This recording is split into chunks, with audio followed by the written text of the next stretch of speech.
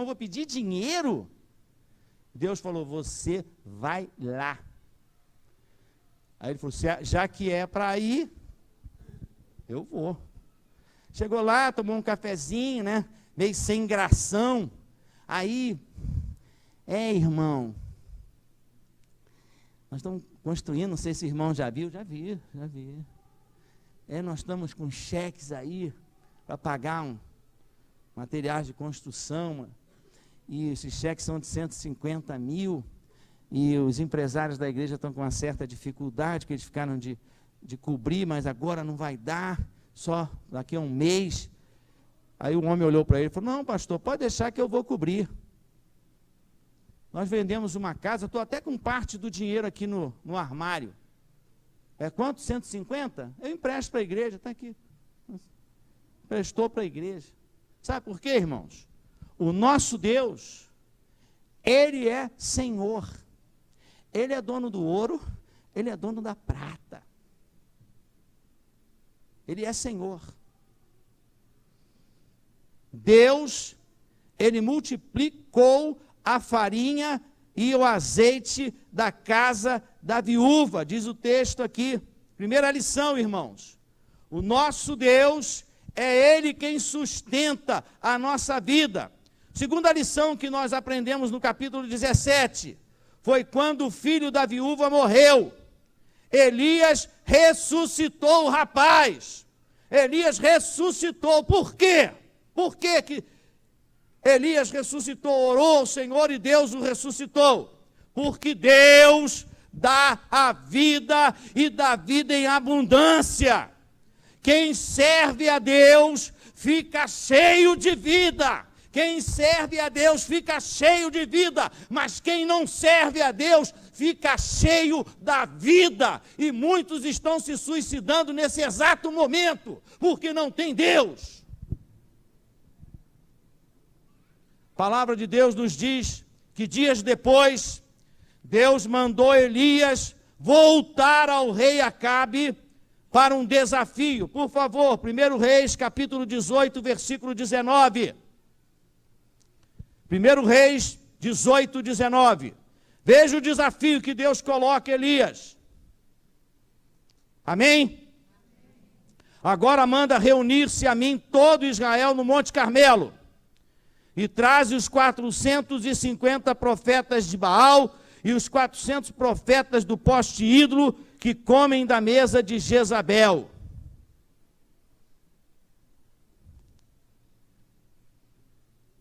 Irmãos, Elias foi e não teve medo de lançar aquele desafio. Deus gosta de gente com coragem. Deus não gosta de gente covarde. Eu estive agora lá no sertão, lá na terra de Lampião.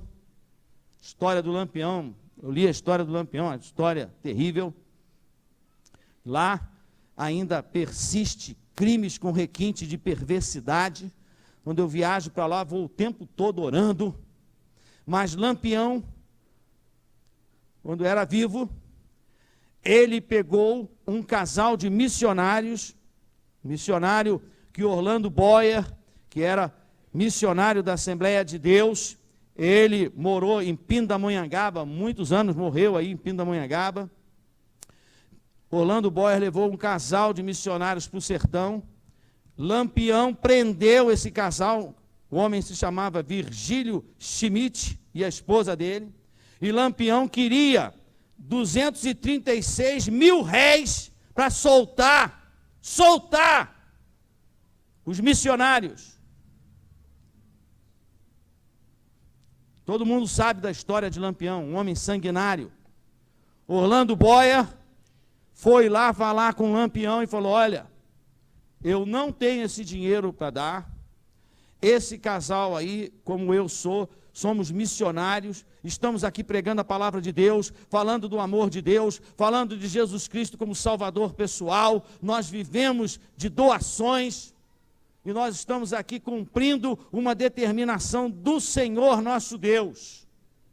Lampião olhou para ele, meteu a mão no bornal, tirou 109 mil réis deu para Orlando Boy e falou assim: então, já que vocês não têm dinheiro, toma isso aqui de oferta para vocês e vai embora. Se Lampião foi para o inferno, foi porque quis, porque Deus colocou um homem de Deus na presença dele, para pregar o evangelho para ele.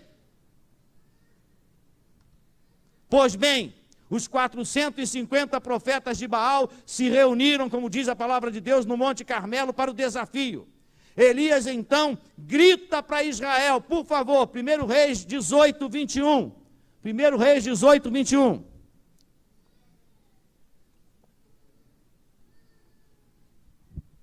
Elias se chegou a todo o povo e disse: até quando cocheareis entre dois pensamentos? Se o Senhor é Deus, seguiu, mas se Baal, seguiu. Porém o povo não lhe respondeu nada. E a batalha começou.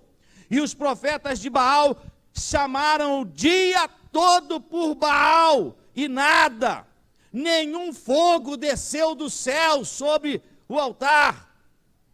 Elias havia preparado o altar de tal forma que só um Deus poderoso poderia atuar com fogo ali. Elias derramou 12 barris de água sobre o altar e a oferta ficaram encharcadas, e Elias então ficou ali diante do altar.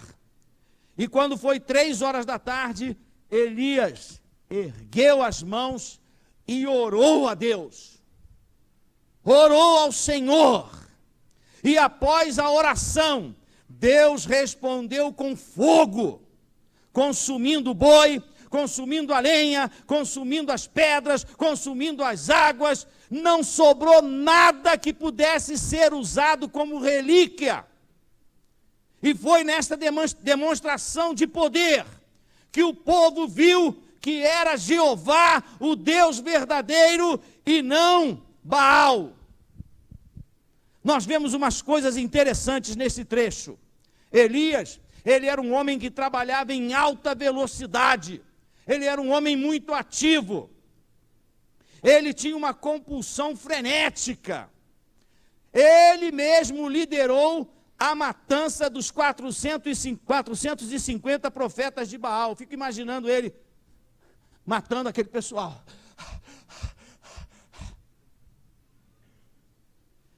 A seguir, Elias foi orar por chuva, e ele começou a orar: Senhor, manda chuva. E olhava para o céu e nada. Senhor! E gritava: Senhor! Diz a palavra de Deus que ele orou 7 vezes. 7 vezes até a chuva vir. Sabe por quê, irmãos? Nem sempre Deus responde imediatamente. De repente a chuva começou a cair. O rei Acabe viu a chuva cair e voltou para o seu palácio para contar para a mulher dele, Jezabel, o que havia ocorrido lá no Monte Carmelo.